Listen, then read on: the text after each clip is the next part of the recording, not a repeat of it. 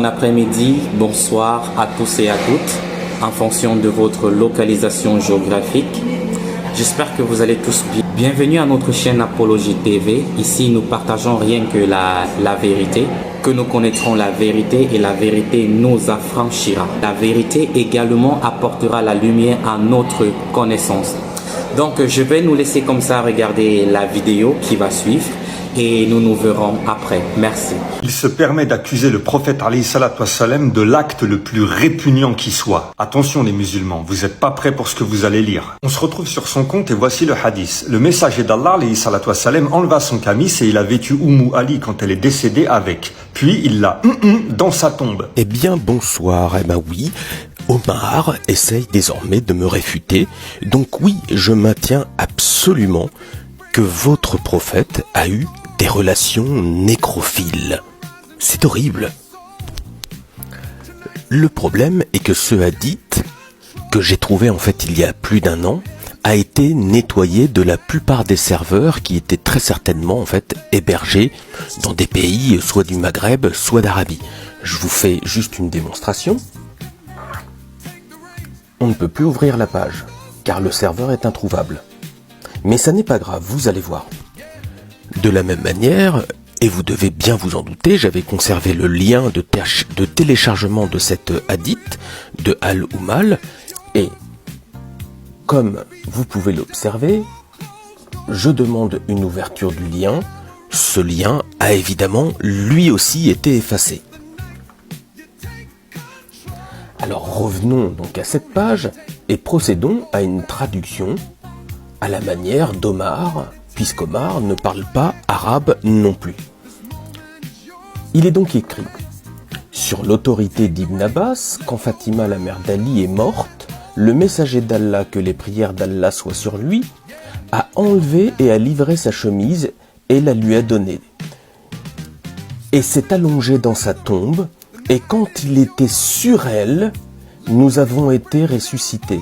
Certains d'entre eux ont dit, ô messager d'Allah, nous vous avons vu faire quelque chose que vous n'avez fait à personne. Et il a dit, je l'ai mise dans ma chemise pour sortir des vêtements du ciel, et j'étais allongé avec elle, ou plutôt sur elle, dans une tombe. Ici, pour la soulager de la pression de la tombe. Elle était la création d'Hassan. Tu es un soleil jusqu'à ce que mon père soit étudiant. Donc en fait ici, on comprend de manière indirecte, assez facilement, qu'il est venu en fait soulager sa défunte femme. Mais allons voir, puisqu'il pourrait y avoir en fait un soupçon de vérité dans cette première lecture, je vais vous emmener dans le livre de Boukhari, parce que là, pour le coup, le livre de Boukhari, lui, n'a pas changé. Et je l'ai. Me voici donc arrivé dans le volume 2, livre 23, hadith 374. Le texte est ici, il est en anglais, il est évidemment validé par les instances musulmanes. Hein. Traduisons. Nous étions dans le cortège de l'une des filles du prophète, et il était assis près du côté de la tombe. J'ai vu ses yeux verser des larmes. Il a dit, y a-t-il quelqu'un parmi vous qui n'a pas eu de relation sexuelle avec sa femme hier soir? Abu Talha a répondu par l'affirmative. Et donc, le prophète lui a dit de descendre dans la tombe, et donc, il est descendu dans la tombe. Oui, vous avez bien compris. Bah oui, pour le coup, on a tous bien compris. En fait, il n'y a que toi qui essaye de réfuter en fait des lieux communs. C'est-à-dire que ton prophète avait tout simplement des relations nécrophiles, non seulement pour lui-même, mais en plus, il recommandait, il disait à ses compagnons d'en faire d'eux-mêmes.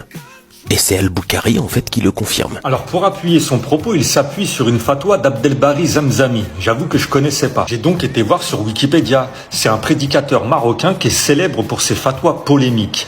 Polémique, ça c'est toi qui le dis. En fait, tout est polémique dans l'islam. Et j'ai envie de te dire que quand Boukhari a déjà confirmé ce que nous venons de lire, il n'y a plus vraiment de polémique.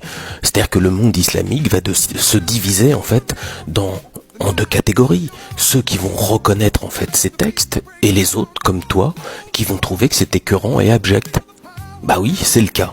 Alors tu vois, ici on a le hadith de l'imam Maliki par exemple, qui a écrit dans son livre Char Muqtasar al-Khalil fi al-Fiqh al-Maliki: si un mari pénètre sa femme décédée, de quelque manière que ce soit, par devant ou par derrière, il n'y a aucune sanction pour lui. Donc voici en fait ce que l'on va pouvoir retrouver d'abject aussi dans ta religion.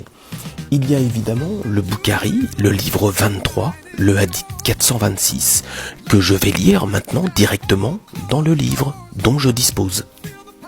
Voilà, donc j'ai bien le hadith 426, il est ici. Donc en fait le narrateur est Anas.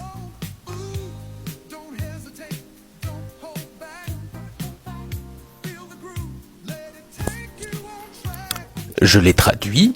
Nous étions dans le cortège funèbre de la fille de l'apôtre d'Allah, et l'apôtre d'Allah était assis près de la tombe, et j'ai vu ses yeux pleins de larmes. Il a dit: y a-t-il quelqu'un parmi vous qui a fait ou qui n'a pas eu de relation sexuelle avec sa femme hier soir? Abu Talha a répondu par l'affirmative, et donc l'apôtre d'Allah lui a dit de descendre dans sa tombe, et il est descendu dans sa tombe, et l'a enterré. Je crois qu'ici, il n'y a pas franchement besoin de te faire un dessin. Le sujet est clair. Assalamu alaikum, cher Omar, et à très bientôt. Merci à toutes et à tous d'avoir regardé la vidéo. J'espère qu'elle vous a plu et qu'elle vous a instruit. Soyez abondamment bénis. Et si vous n'êtes pas encore abonné à la chaîne, voilà, veuillez vous abonner et activer la cloche de notification pour ne pas manquer à nos prochaines vidéos. Merci à tous, soyez abondamment bénis et à la prochaine vidéo.